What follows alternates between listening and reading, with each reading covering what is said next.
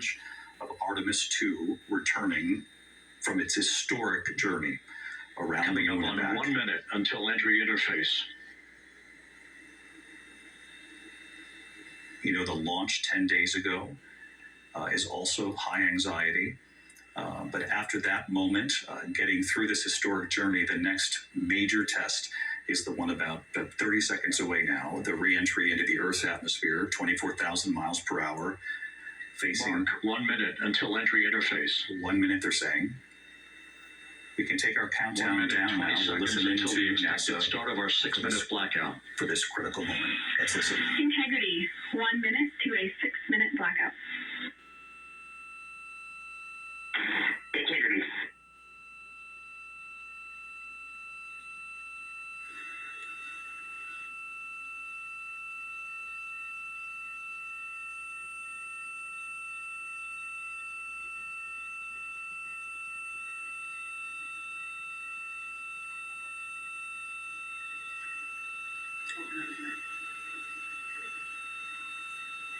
Again, the re-entry at any moment. We will not be hearing from the astronauts on integrity. 10 seconds till entry interface.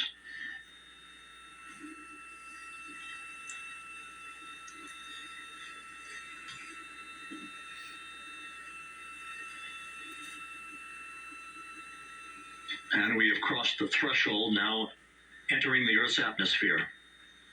We're at 400,000 feet, traveling 34,800 feet per second.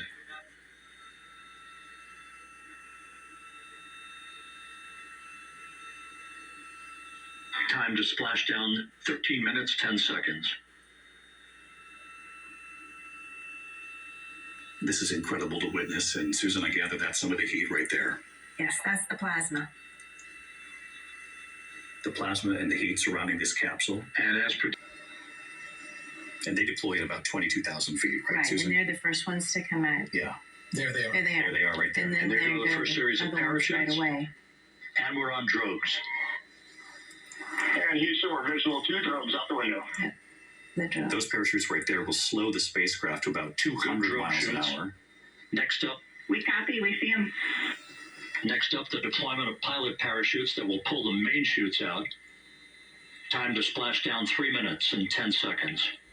Well, it's just incredible to think 4 human beings inside that capsule, right? Who have just seen the far side of the moon and come back to tell us about it. And what a bond we've witnessed from them, the hug. Perfect descent rate according to flight dynamics. Good rate on 2 drogues. The symbol. Command now. Splashdown confirmed. Copy splashdown, waiting on VLDR. Splashdown confirmed at 7:07 p.m. Central Time, 5:07 p.m. Pacific Time. Which, by the way, is exactly when NASA said it would happen. Modern-day 7 minutes past the hour. A new chapter of the exploration of our celestial neighbor is complete. Integrity's astronauts back on Earth. Back on Earth, in the Pacific. The divers will get there. They will look at the outside of Integrity to make sure. And the landing and support officer reports the vehicle is stable 1. Stable. There you We go. still will be deploying the crew module uprighting system to maintain that orientation. A perfect bullseye splashdown for Integrity and its 4 astronauts.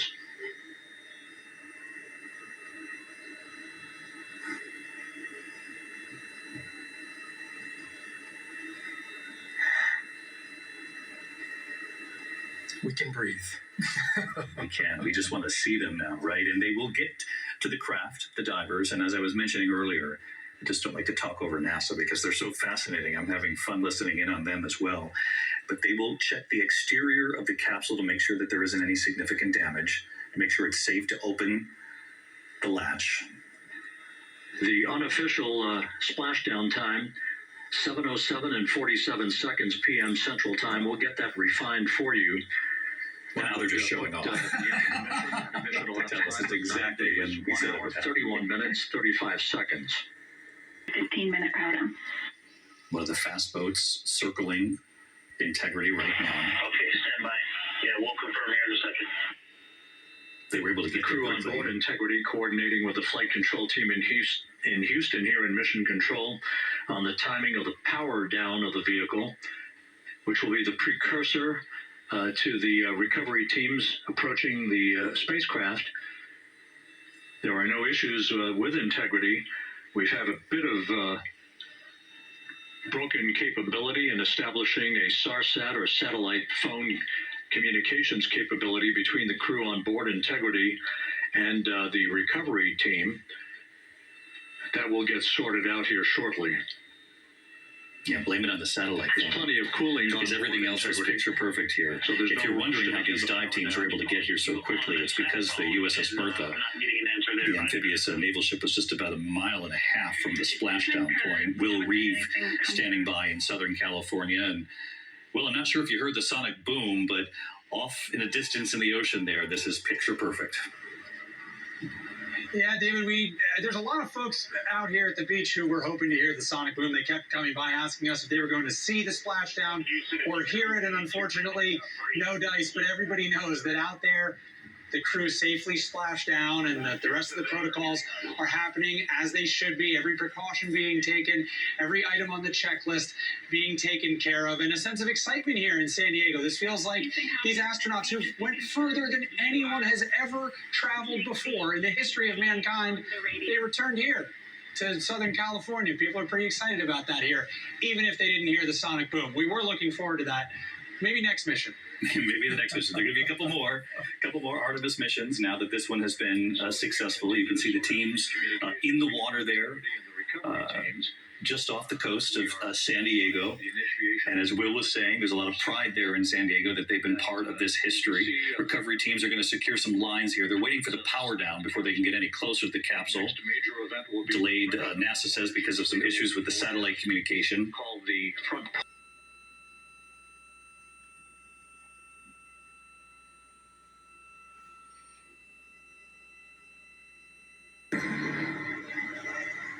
Now floating in the Pacific Ocean off the coast of San Diego.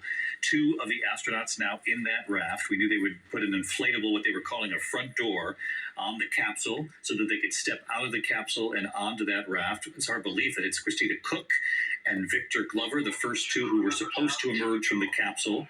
We know that someone went in and evaluated, from a medical standpoint, everybody at first and reported back to mission control that they're all green. And that's something we all learned here together tonight, that looking green means they look great, they feel great. Not necessarily the way we all look at ourselves if we see something green, but they're all doing well. The first 2 are in the raft. Susan Kilrain, who's a NASA astronaut herself. You have flown space shuttles. This is the extraordinary moment you were waiting for. This is it. This is the part where you can say the mission was a total success. Their families have been waiting to see them in person or like alive and out of the vehicle. And we have 2 on the front porch now, and the helicopter will hoist them and take them to the ship, and then the other 2 will come. Let's just listen to mission control for a second. The applause at mission control for what they're seeing. Of course, Jeremy Hansen and Reed Weissman, the commander, will emerge from the capsule as well. And just to think that it was not long ago they were re-entering the Earth's atmosphere at 24,000 miles per hour, 5,000 degrees Fahrenheit. Geo, this is extraordinary what they pulled off tonight. Extraordinary. We talked about that fireball. Susan was describing that fireball as they were coming in, that plasma enveloping the Orion as it was entering. And we were looking at this, and we saw these pictures, and Susan and I, we were saying, it looks a little toasty, but not too bad. And it's pretty remarkable to see what they've been able to accomplish, because all along the way, from launch to this splashdown, they have made so much history, but they have done it in such a way where everything seems to have gone right. And it looks like we're seeing another astronaut come out now. Another astronaut. And explain to us this floatable, this sort of inflated, first they wanted to put the sort of a stabilizer right in place, and then they create what they call that front door. Right. They wanted to put the stabilizer so that the capsule didn't bob around as much.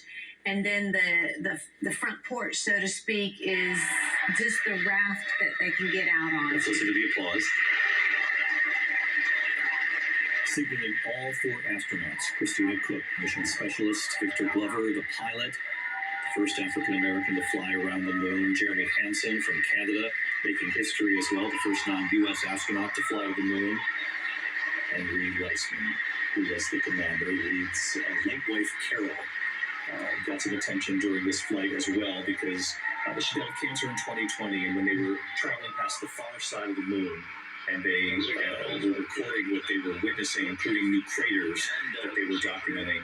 They decided, what should we name them? They called one of them Integrity for the capsule, for the spacecraft, and they all suggested together that perhaps we name the other one Carol after his late wife, Gio.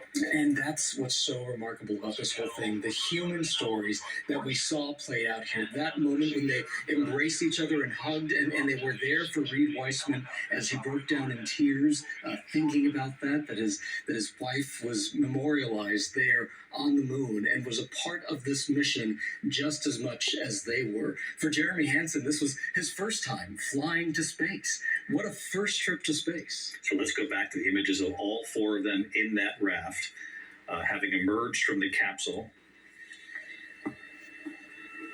Again, an extraordinary moment to have witnessed 10 days after they launched on a journey back to the moon after decades of Americans waiting for this to perhaps happen again. Not since the Apollo missions have we sent Americans to the moon and back. They set a distance record going farther than any Americans before them, and the first humans to set eye on many parts of that backside of the moon. They also witnessed so many other things, including that spectacular solar eclipse. And Susan, I can tell that during this coverage, I keep hearing you say, I can't wait to hear them debrief everything else that they've learned, and we can't either. So, Susan, my thanks to you, Gio, and our entire team here with us, and to you at home. World News Tonight continues in the West, and I'll see you again soon. Good day. This has been a special report from ABC News.